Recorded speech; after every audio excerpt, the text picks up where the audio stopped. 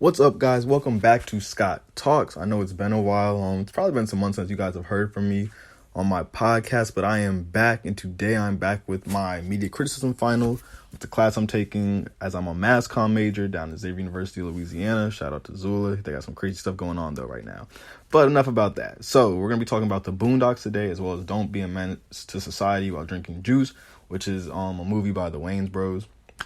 But now let's get into the Boondocks, right? So the Boondocks is a satirical cartoon about the black community by the late John Witherspoon, rest in peace. And in this cartoon, it's based in Maryland, that's where I'm from. But in this cartoon, he kind of over-exaggerates certain characters and kind of just talks about the pop culture as well as the culture of the black community and some of the stuff that we do. And it kind of pokes fun at us in a way that we see some of the faults in our stars. Maybe not the fault in our stars, because that's a movie about cancer. Don't want to really talk about that. But again, just kind of tells us about what's going on in our community. For instance, one of the episodes I'm doing today is one about R. Kelly, whereas another one is about Thugnificent. And the funny thing about the R. Kelly episode actually is this was way before he got convicted and, taken away to jail like how he is today. This was when the black community was still defending him, which was not a good look. It was kind of saying that we don't support, sexual harassment, sexual assault, underage, it was a really bad look.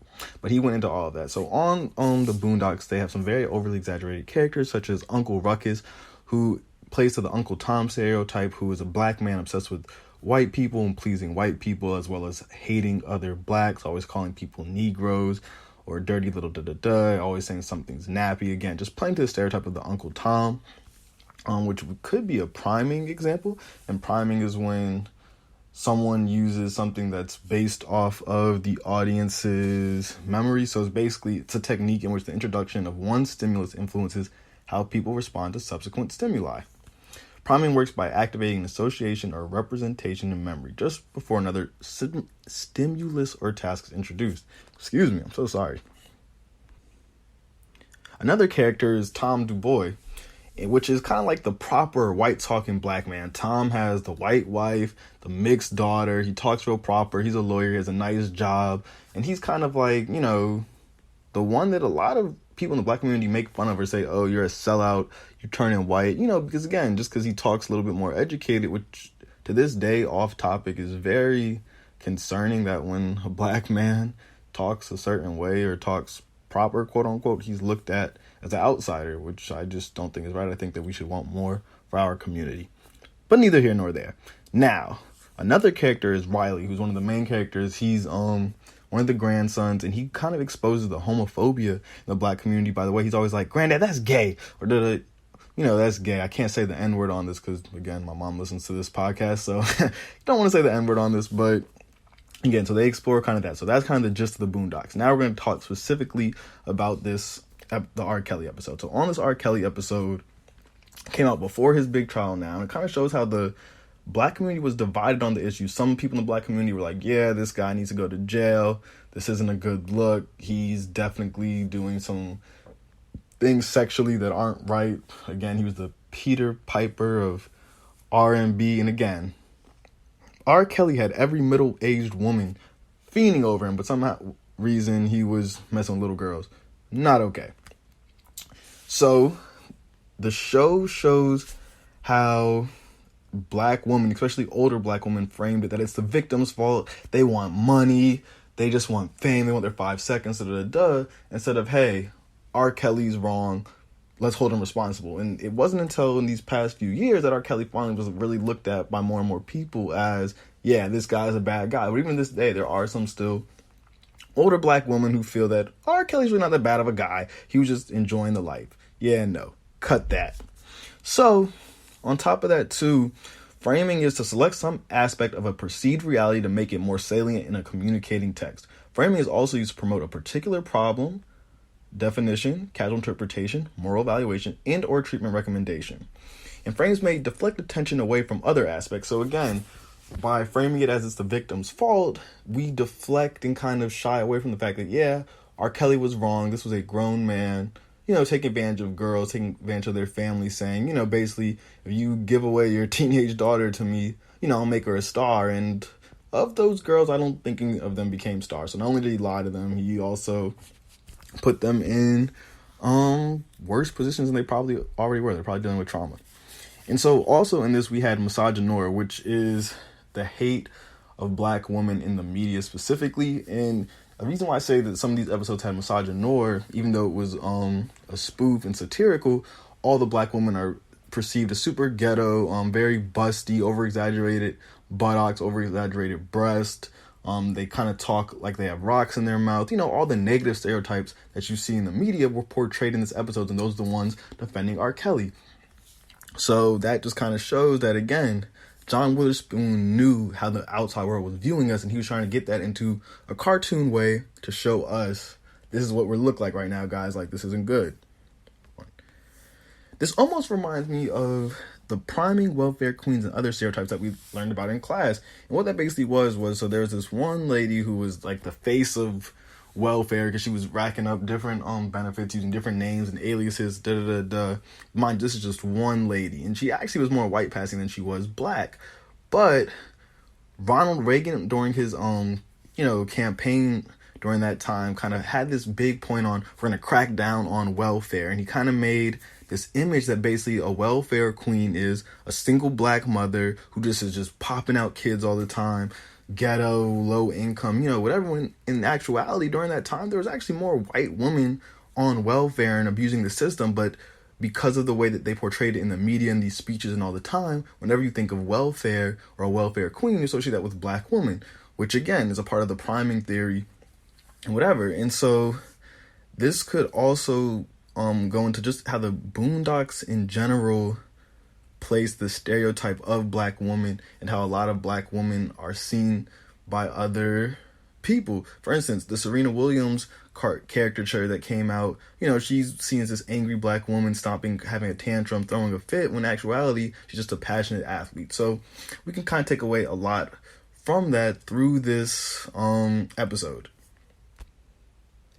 So in the article, the Boondocks 2005 episode, Slamming R. Kelly Goes Viral, they basically talk about how everyone kind of had this herd mentality of, R. Kelly, he makes great music, so because he makes such great music, let's just totally sweep under the rug all his abuse, him peeing on underage women, on camera at that. So in this article, it talks about how not only this was the second episode of the series ever, so the creators of the Boondocks came out the gate running and putting this on, and basically in the episode, all the younger viewers as well as older women in the show, they want R. Kelly to get free because they like his music. So when they go to court and he's able to, he's acquitted with a not guilty, they all go crazy. They're all singing and dancing in the courtroom, like, celebrating like, the Space Force just launched, like a rocket ship just went off. So then Hughie, who's one of the main characters, says, and I quote, "What the hell is wrong with you people? ?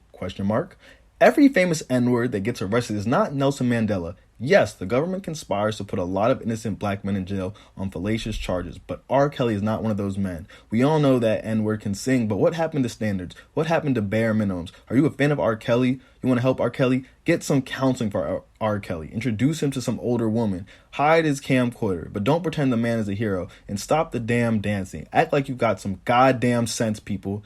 Damn, I'm through playing around here." And so when he says that, that kind of reflects that, again, R. Kelly definitely is a heinous person. He did some wrong things, and the government definitely does put a lot of innocent black men in jail every year. But when you have cases like R. Kelly where someone actually did something wrong, trying to say that it's a fault in the system or this and that, it doesn't look good for the people who actually are wrongfully convicted of other crimes. So I think that Hughie perfectly captured this in this episode, that, again, the black community celebrating R. Kelly getting free and beating those charges back in the day. And this was in 2005, but in reality, he's actually, not doing good for us. He's making us look bad. And like you said, get him to counseling, get him some help, get him around people his age, but don't celebrate this guy for peeing on underage girls. For my news clip that I used for this episode, I used R. Kelly's episode with Gayle King, where he's interviewed, and he's basically saying it's the power of social media that's the real reason that he's being prosecuted, that he's innocent, that these are all lies. And it just shows to show you that, again, the internet is a very powerful vessel, because you have him on here kind of doing this sob story and being all emotional to try to play to the viewers emotions. And doing this, some people really thought that he was innocent. Some people thought, yeah, this man's crazy. He really did do it. So I say this to say the internet is definitely a very powerful vessel. And on the topic of R. Kelly and the Boondocks, I think the Boondocks did a great job, especially in a cartoon way, of showing the herd mentality that was surrounding R. Kelly and how many women at that were riding for him. For the second episode, I want to do Thugnificent, which was another episode where this rapper with these two giant puffballs, he kind of looks like an off-brand Ludacris, is seen. He buys a house in the neighborhood next to Granddad, Riley, and Hughie. Riley loves him. He's hanging out with him. He has strippers. He has money. He has marijuana. All the stuff that's portrayed in rap now, he had. And again, it showed how kids gravitated, whereas the older folks in the community were like, no, this isn't a good look. This is our neighborhood. This is going to taint our youth. Cut it out, man. Cut it out right now. And it really portrays the stereotypical gangster rapper and the values that they, show to us in their videos and their views.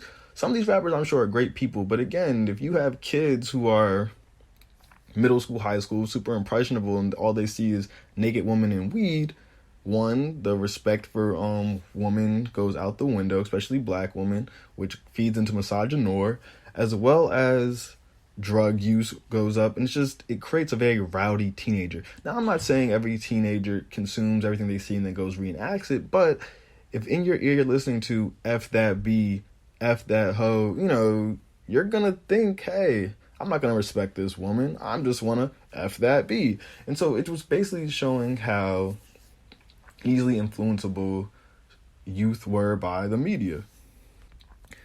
This is very similar to what Ice-T did when he sparked a controversy and had a war against police. Ice-T wasn't necessarily saying to fight the police or kill the police, but he was speaking on his everyday life and how, hey, the cops have been mistreating us for all this time. Let's give them a taste of their own medicine. And it wasn't until then that people started hearing his message. But even in that, the message was lost of, we just want equal rights. We don't want to be harassed by the police. We want fair treatment. It was, oh man, this black guy just came on our airwaves saying, yeah, injure the police. When in reality, Ice-T was just saying he's tired of the treatment. Same thing with NWA. And like we talked about in class, they got banned from the radio. A lot of places were boycotting them. When in reality, they weren't actually talking about the problem of, the police are crooked, the police are wicked, let's get these guys out of here. So I would like to reference the article Media Gatekeeping and Portrayal of Black Men in America. And this article that we talked about in class helps kind of show most black men, especially in the media or video games and movies, are always kind of this big, super macho guy, usually doesn't talk very educated, very violent, usually has a gun, fist fight, something. It's usually some type of violence surrounding them, or they're portrayed in the athletic role. Because again, whenever you see black men in the media, let's think about it. It's either someone's going to trial, someone is doing some fantastic sports feat, or they're a rapper. You rarely see the black men portrayed in the media that are lawyers, business owners, present fathers. So again, like we talked about in class, the portrayal of black men in the media definitely shapes how most non-black people see us as well as we see ourselves. And in this Boondocks episode, it eventually gets resolved by the granddad and him coming to terms, but it just showed how there really is a war between parents trying to guide their kids the right way and rap morals and values swaying them the other way. Because again, your parents might tell you one thing, but if LL Cool J, Ludacris, Jay-Z, and Kanye West are telling you, get fly, spend money, you're going to want to spend money because those are the people that you're idolizing and looking up to. So just like this episode and just like in real life, people don't necessarily want rappers to stop making their music, but they do want them to also say on there, hey, go get your education. Hey, respect your parents, do your chores. So again, it was an interesting episode. Now, for the next one, it's Don't Be a Menace to the South Central While Drinking Juice in the Hood, which is a Wayans Brothers movie. So again, they're a famous family known for their acting, mostly comedy. But this particular movie is kind of a spoof or a spinoff on most coming-to-age hood movies. And we all know Don't Be a Menace. We all know Boys in the Hood. Stuff like that. So this kind of takes those elements and almost pokes fun at how we go through so many movies that have similar plots with different characters. And actually, in the beginning of the movie, it says something like, on average, every black person goes through 13 coming to age hood stories by the time they, pass away. And just saying how many movies kind of show us life in the hood. But what is the hood and what really goes on in these areas? This movie does a great job of portraying the stereotypes that go on in this movie. For instance, one of the main characters has a love interest that has an ex-boyfriend who's an ex-convict. He's just got out. And again, usually that shows how once you go in, you usually are almost 3 times more likely than the average person to go back into jail just because of the lack of resources, as well as if you're on parole, you do one thing, you make one violation, then now you're doing hard time. And they do that because the system is set up where once you get out, you're not really free. They want you to mess up again. They want you to go back to your old ways. Plus, if you take someone who's been in jail 10 years, they lost a large part of their life. Now they get out, what's really out there for them? So this movie does a great job of kind of showing that in a funny way. So that character, her name is Daishiki, which actually in itself is ironic because in the beginning of the movie, you see one of the brothers preaching about how we have to go back to Africa, which talks about Pan-Africanism and the Back to Africa movement that was popular during the Civil Rights era. However, the one who was preaching this, he then, when they get to the party scene, when they're outside at the barbecue or whatever, he's going after the white girl. He wants this fine white girl. So it's just, again, playing the stereotype of how a lot of these black men, they'll put down black women, then they go with the snow bunny, or like Kanye said, and when he gets on, he's going to leave you for a white girl. So it talks about that stereotype in a funny way. In the character Daishiki, she has 7 kids. And again, this plays into the stereotype of the welfare queen and how black women just have all these kids when they don't know the dad. Because in that scene, when he comes up to her, she says, "Now what do you guys say to a nice looking man?" And the main character's thinking, is he going to say hi? And they're like, no. They say, "Are you my dad?" So again, it also plays the stereotype that many black families are broken and that the father figure is not there in many kids' lives. So one of the main characters, Shawn Wayne's, his name is Ashtray, which is also a stereotype on how black people love cigarettes. And so then he goes to his cousins in the hood, quote unquote, Loke Dog or Marlin. And in there, the grandma has a gun. They all have guns. They all have weed in the house. Just basically all this paraphernalia that, again, in the hood you would expect to find whatever. And so when they go to this place and they go to a Korean market, and at this Korean market, the people are following them around through the whole store. They think they're going to steal. They keep telling them hurry up and buy, which shows how in real life, whenever black people are in stores, they're so much more likely to be followed, so much more likely to be harassed. When it was the white guy who was stealing everything, he was stealing stuff. They even gave him money out the register or whatever. And so then they start shooting. So then he shoots the guy in the Korean store or whatever. And then they call him the overseer, kind of like how the government oversees and how the government plants stuff in the hood to get people trapped. And then he has a glove on and he hands the gun to the characters. So basically that they get set up and they're the ones who go to jail for it.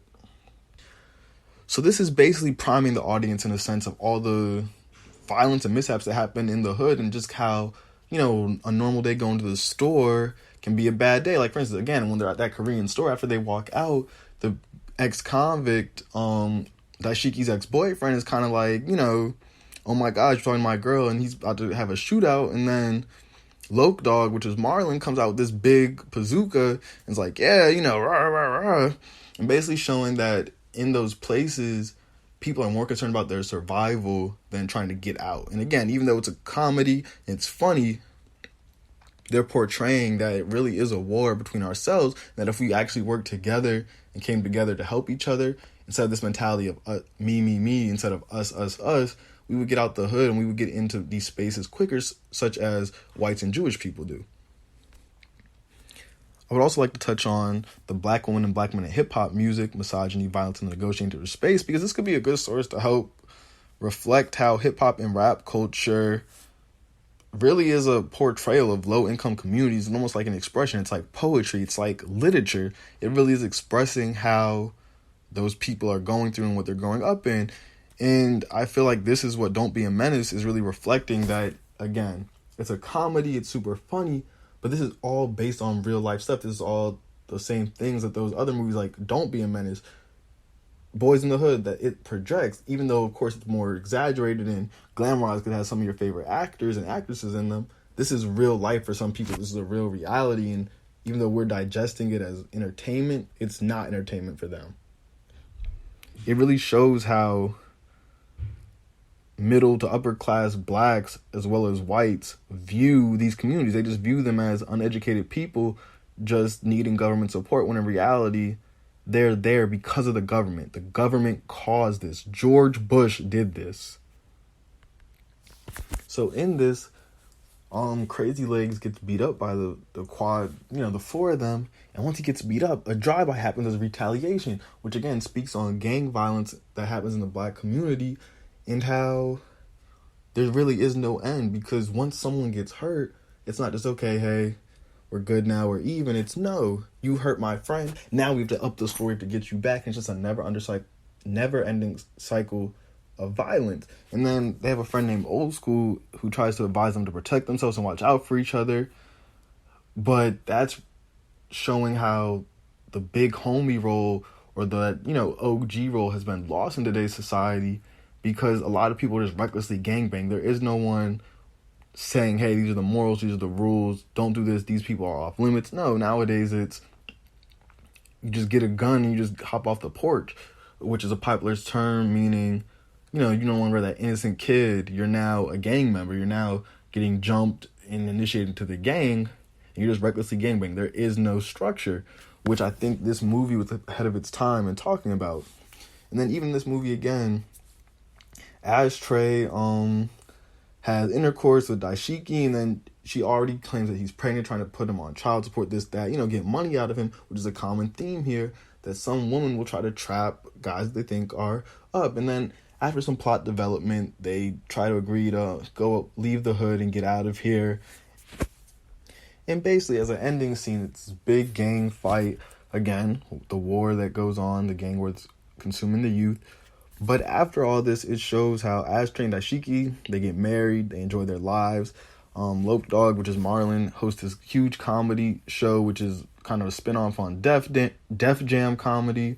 And then he opens and closes the show with a bunch of profanity, just showing how black men especially are stereotyped to having potty mouths, in that preaching his crust to settle down, get cozy. And then Crazy Legs even becomes a dancer. And then they even say grandma's still grandma, and she's smoking her cannabis. So just showing that even though all this stuff goes on every day in the hood, these people's lives, and they're happy, that even though they might not have as much as other people, and that it might be a crazy life to us looking on the outside in, they still do love each other. There is a family vibe, and that they know they're going to get through it one way or the other.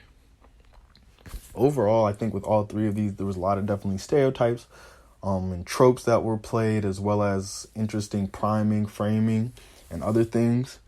Overall, I really enjoyed this class and kind of being able to look at the media from a different way. Like, I feel like being a mass comm major, I definitely always have started looking at the media a little bit differently, but definitely with this class and knowing certain terms, it's really made me open my eyes to a lot of things that go on, and I'm really happy that I took it.